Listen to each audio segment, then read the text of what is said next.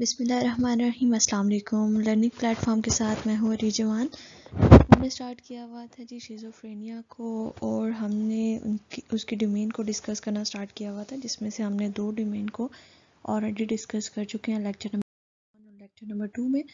Lecture number 3 है आज, इसमें हम उसकी नेक्स्ट डोमेन को कवर करेंगे, जो कि है हमारे पास डिसऑर्गेनाइज्ड स्पीच या डिसऑर्गेनाइज्ड थिंकिंग। ठीक है, उससे पहले हम शिज़ोफ्रेनिया की डेफिनेशन को रिवाइज करते चलें। तो शिज़ोफ्रेनिया होता है हमारे पास एबनॉर्मलिटीज़ इन वन और more of the following 5 domains, जिसमें हमारे पास आ जाती हैं डिल्यूजन, हेलुसिनेशन, डिसऑर्गेनाइज्ड थिंकिंग और grossly disorganised abnormal motor behaviour. इसके अलावा हमारे पास नेगेटिव सिम्टम्स आ जाती हैं। आज हम डिस्कस करेंगे जी डिसऑर्गेनाइज्ड स्पीच या डिसऑर्गेनाइज्ड थिंकिंग को। डेफिनेशन शिज़ोफ्रेनिया की रिवाइज इसलिए कर देती हूँ कि जब हम डिसऑर्डर को डिस्कस करेंगे तो तब आपको ये क्लियर होना चाहिए कि शिज़ोफ्रेनिया होता क्या है। सबसे पहले अगर हम देखें डिसऑर्गेनाइज्ड थिंकिंग या स्पीच को, तो उसकी डेफिनेशन कुछ इस तरह से है। डिसऑर्गेनाइज्ड थिंकिंग, जिसको फॉर्मल थॉट डिसऑर्डर भी कहते हैं, is typically inferred from the individual speech. ठीक है, ये जो इंडिविजुअल की स्पीच होती है या जो पेशेंट की स्पीच होती है उससे डायरेक्टली लिंक होता है इसका कि जो हम थिंक करते हैं वही बोल रहे होते हैं। तो जो पेशेंट थिंक कर रहा होगा, ठीक है, जो उसके थॉट्स होंगे वही वो जो है वो बयान कर रहा होगा। ठीक है, आपको तो अगर उसके थॉट्स डिसऑर्गेनाइज्ड हैं, ठीक है, अगर उसके थॉट्स डिसऑर्गेनाइज्ड हैं तो उसकी जो स्पीच होगी वो भी डिसऑर्गेनाइज्ड ही होगी।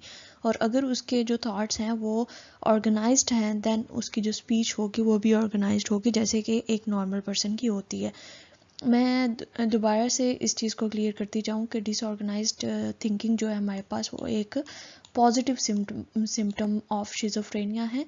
हमने 5 डोमेन्स पढ़ी थी, जिसमें से कहा था कि पहली 3 पॉजिटिव हैं, जबकि लास्ट जो 2 हैं हमारे पास वो हमारे पास नेगेटिव है। तो ये भी पॉजिटिव है, यानी ये एक नॉर्मल पर्सन में भी किसी हद तक ये चीज़ पाई जा सकती है डिसऑर्गेनाइज्ड थिंकिंग। जैसे हम बात करते करते किसी भी एक टॉपिक पे बात कर रहे हैं तो साथ ही हम किसी दूसरे टॉपिक पे स्विच कर देते हैं, जो हमें एकदम से याद आता है या हमारे माइंड में आता है कोई भी टॉपिक, तो हम उस टॉपिक पे स्विच कर जाते हैं। लेकिन शिज़ोफ्रेनिया का जो पेशेंट होता है उसमें ये सीवियर लेवल पाया जाता है इसका। तो देखते हैं जी डिसऑर्गेनाइज्ड थिंकिंग या डिसऑर्गेनाइज्ड स्पीच होती क्या है। The individual may switch from one topic to another. ठीक है, कह रहे हैं कि जो इंडिविजुअल होगा, जो पेशेंट होगा, वो क्या करेगा कि एक टॉपिक से दूसरे टॉपिक की तरफ स्विच कर जाएगा। ठीक है, बिना किसी रीज़न के। ऐसा नहीं है कि वहाँ पे उस टॉपिक के बारे में जिसमें स्विच करके गया है उस टॉपिक के बारे में कोई भी बात नहीं हो रही होगी। ठीक है, इसमें मैं आपको इस तरह से डिस्क्राइब करूँगी कि डिसऑर्गेनाइज्ड थिंकिंग की जो हमारे पास टाइप हैं वो है हमारे पास 3, जिसमें पहली अगर हम बात करें तो लूज एसोसिएशन की आ जाएगी। ठीक है, लूज एसोसिएशन। इसके अलावा हमारे पास टेंजेंशियलिटी होती है, और एक और टाइप होती है उसको हम कहते हैं जी सर्कमस्टेंशियलिटी। ठीक है, ये सर्कमस्टेंशियल। तो हमारे पास जो पहली होती है लूज एसोसिएशन, इसमें क्या होता है लूज एसोसिएशन में lack of connection between ideas. उसके जो आइडियाज़ वो शेयर कर रहा है या जो सेंटेंस वो बोल रहा है या कुछ भी आपने उससे बात पूछी है, ठीक है, तो उसके जो आइडियाज़ होंगे उनमें लैक ऑफ कनेक्शन होगा, उनमें कोई कनेक्शन नहीं होगा। ठीक है, फ्लाइट ऑफ आइडियाज़ आप इसको कह सकते हैं, और वो क्विकली एक टॉपिक से दूसरे टॉपिक पे स्विच करता जाएगा बिना किसी रीज़न के। तो ये हमारे पास लूज एसोसिएशन में आ जाएगी। नेक्स्ट अगर हम देखें जी आंसर टू क्वेश्चन में बी ऑब्लिकली रिलेटेड और कम्प्लीटली अनरिलेटेड, जो कि हमारे पास टेंडेंशियलिटी में आ जाता है। अब आपको पता होना चाहिए कि लूज ऑफ एसोसिएशन में सिर्फ लैक ऑफ कनेक्शन पाया जाता है आइडियाज़ में, और इसके अलावा क्विकली वो स्विच कर रहा होता है एक टॉपिक से दूसरे टॉपिक की तरफ। बात करें अगर टेंजेंशियलिटी की, टेंजेंशियलिटी में हमारे पास क्या है कि आंसर आप क्वेश्चन आपने किया है मैथ से रिलेटेड, तो आंसर आपके पास आ रहा है उर्दू से रिलेटेड, ठीक है, उर्दू सब्जेक्ट से रिलेटेड, ये नहीं कि उर्दू में आंसर आ रहा है, उर्दू सब्जेक्ट से रिलेटेड वो आंसर कर रहा है, ठीक है। यानी आंसर क्वेश्चन आपने कुछ और किया है और आंसर आपके पास कुछ और आ रहा है। बाज़ औक़ात ऐसा भी हो सकता है कि ये इनडायरेक्टली रिलेट कर रहा हो, ठीक है, वो बात वही कहना चाह रहा हो लेकिन वो किसी और सेंस में आपको बयान कर रहा है। लेकिन बाज़ दफ़ा ये बिल्कुल कम्प्लीटली जो है ना वो अनरिलेटेड होता है आपके क्वेश्चन से। वो उर्दू में हम कहते भी हैं कि सवाल गंदम जवाब चना, इस टाइप का कुछ, तो वो चीज़ आ जाएगी आपके पास, ठीक है। तो नेक्स्ट हमारे पास आ जाता है जी सर्कमस्टेंशियलिटी। सर्कमस्टेंशियलिटी मैंने यहाँ पे मेंशन नहीं किया हुआ, तो मैं आपको इसको वैसे ही डिफाइन कर देती हूँ कि सर्कमस्टेंशियलिटी होता क्या है। सर्कमस्टेंशियलिटी जो होता है ना हमारे पास, ये भी एक टेंजेंशियलिटी की ही टाइप है। सर्कमस्टेंशियलिटी में हम क्या कर रहे होते हैं, सॉरी पेशेंट क्या करता है कि वो अनरिलेटेड आंसर्स दे रहा होता है, लेकिन उसमें जो आपके पास डिफरेंस आता है, ठीक है, टेंजेंशियलिटी और सर्कमस्टेंशियलिटी, इन दोनों में डिफरेंस आपसे पूछा जा सकता है। दोनों एक ही चीज़ हैं, ठीक है, आंसर आप करेंगे और आपके पास जो है वो आंसर क्वेश्चन कुछ करेंगे और आंसर कुछ आ रहा होगा, ठीक है। लेकिन इन दोनों में एक मेन डिफरेंस है। सर्कमस्टेंशियल जो पेशेंट होता है वो क्या करता है कि जब आप उससे क्वेश्चन करते हैं तो वो आपको आंसर एंड पे देता है, लेकिन उससे पहले आप किसी और चीज़ को डिस्कस करने के बाद एंड पे वो आंसर दे देगा, ठीक है।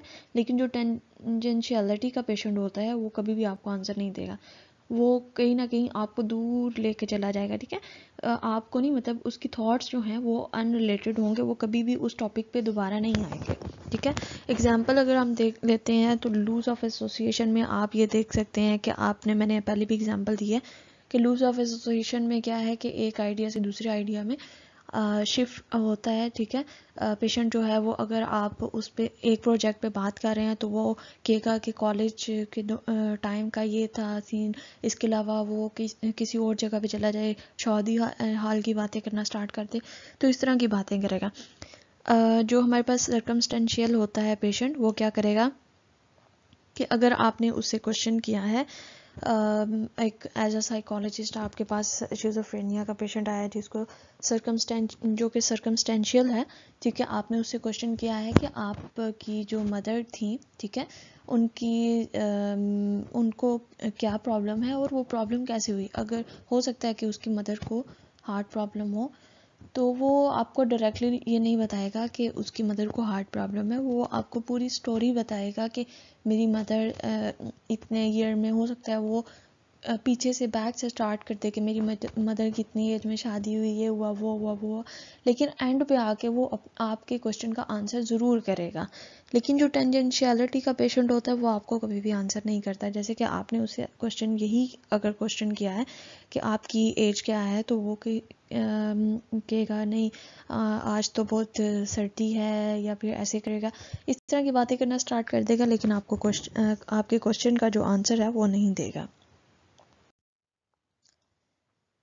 शिज़ोफ्रेनिया में अगर हम डिसऑर्गेनाइज थिंकिंग की या डिसऑर्गेनाइज स्पीच की बात करें तो वो कहते हैं rarely speech may be so severely disorganized that it is nearly incomprehensible and resembles receptive aphasia in its linguistic disorganized incoherence or word salad.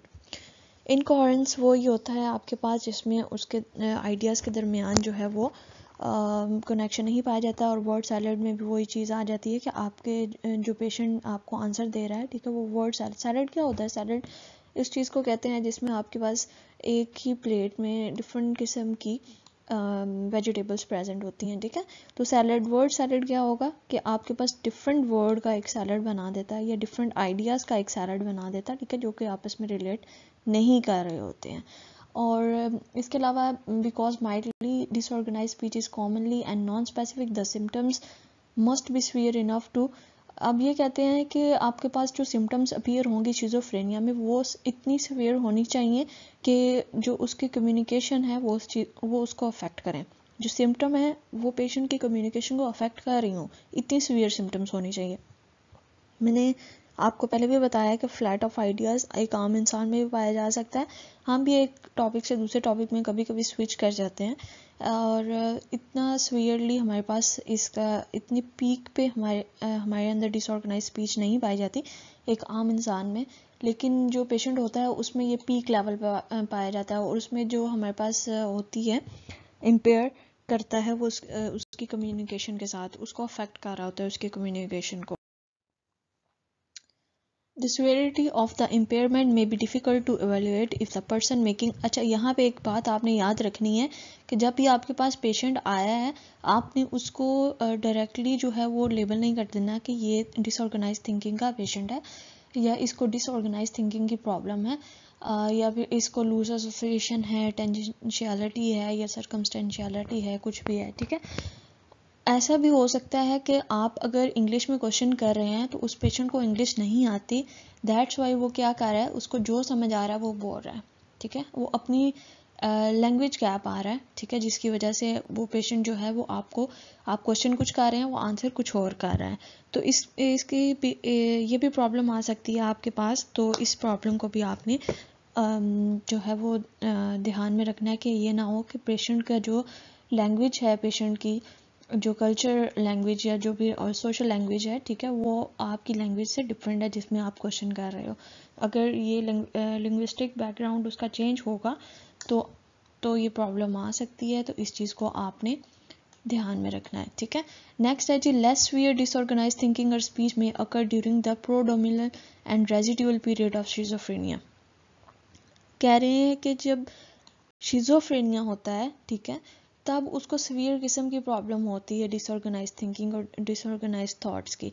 ठीक है, लेकिन सीवियर जब लेस सीवियर किस्म की आपके पास सिम्टम्स आ रही हैं ना डिसऑर्गेनाइज थिंकिंग की या स्पीच की, तो इसका मतलब है या तो ये पीरियड जो है वो प्रोडोमिनल है या फिर वो पीरियड रेजिडुअल है। प्रोडोमियल क्या है? प्रोडोमियल है आपके पास वो पीरियड जो कि स्टार्ट होता है जब शिज़ोफ्रेनिया जो है शिज़ोफ्रेनिया की सिम्टम्स जो है ऑनसेट होना स्टार्ट होती हैं एक पेशेंट के अंदर, तब वो जो पीरियड होता है उसको हम कहते हैं प्रोडोमिनल। ठीक है, ये स्टार्ट का पीरियड है। तो स्टार्ट के पीरियड में इतना सीवियर किस्म की उसमें प्रॉब्लम नहीं आ रही होती है किसी भी पेशेंट में। आपके पास अगर आप नॉर्मल मेडिकल का पेशेंट भी लेते हो तो स्टार्ट में जब अगर वो हार्ट पेशेंट है तो आप उससे पूछो कि आपको कैसे स्टार्ट हुआ, तो वो कहता है स्टार्ट में मुझे इतनी प्रॉब्लम नहीं थी और फिर आहिस्ता आहिस्ता आहिस्ता। तो इसी तरह जो प्रोडोमिनल पीरियड होता है इसमें जो आपके पास डिसऑर्गेनाइज थिंकिंग पाई जाती है वो इतनी सीवियर किस्म की नहीं पाई जाती। नेक्स्ट है जी रेजिड्यूल। रेजिड्यूल आपके पास वो पीरियड होता है, टाइम पीरियड होता है शिज़ोफ्रेनिया का, जिस टाइम पीरियड पे positive symptoms of schizophrenia disappear होना स्टार्ट हो जाती हैं। ठीक है, डिसअपीयर होना स्टार्ट किया, डिसअपीयर हो ही जाती हैं इस पीरियड में। तो रेजिड्यूल पीरियड में आपके पास ना तो डिसऑर्गेनाइज थिंकिंग होती है, ना ही आपके पास डिल्यूजन्स होते हैं, और ना ही आपके पास हेलुसिनेशन होते हैं। ठीक है, तो ये दो जो आपके पास पीरियड्स हैं इसमें लेस सीवियर हो सकते हैं, लेकिन आपके पास जो कंडीशन शिज़ोफ्रेनिया को फुलफिल कर रही होती है डिसऑर्गेनाइज स्पीच के लिए, वो ये है कि आपके पास जो डिसऑर्गेनाइज थिंकिंग है वो सीवियर किस्म की यानी पीक लेवल पे पाई जानी चाहिए पेशेंट के अंदर। ठीक है, तो ये थी हमारी आज की वीडियो जिसमें हमने डिस्कस किया है जी डिसऑर्गेनाइज स्पीच को, जो कि हमारे पास थर्ड डोमेन ऑफ शिज़ोफ्रेनिया थी। आई होप ये आपके लिए हेल्पफुल रही होगी। लाइक कीजिएगा, सब्सक्राइब कीजिएगा, और अगर आपके लिए हेल्पफुल रही होगी तो कमेंट करके भी बताइएगा। मिलते हैं अपनी नेक्स्ट वीडियो में जिसमें डिस्कस करेंगे ग्रॉसली डिसऑर्गेनाइज्ड और एब्नॉर्मल मोटर बिहेवियर को, जो कि फोर्थ डोमेन है शिज़ोफ्रेनिया की। तब तक के लिए फी मान।